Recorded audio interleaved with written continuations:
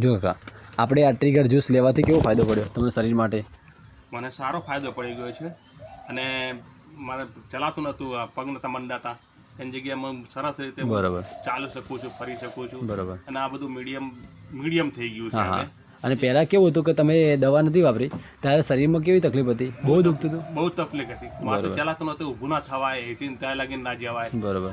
અને હું બહુ હેરાન થઈ જતો. તો એવું થતું હતું કે હું હવે સારો ના ના રડશો નહીં, એ સમજો ને, લાઈફ ફ્રી કંટાળવાનું નહીં. આ દવા જેટલી વાપરશો ને એમ મટી જશે તમને જોવા.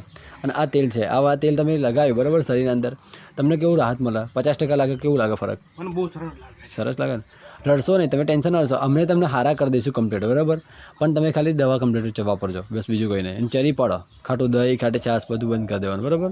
ટેન્શન ના લે, તમને હિંમત તમારી જે પહેલાં તમે ચાલતા હતા જવાનીમાં એવા ચાલતા કરીશ હું, એની જવાબદારી હું લઉં છું બરાબર.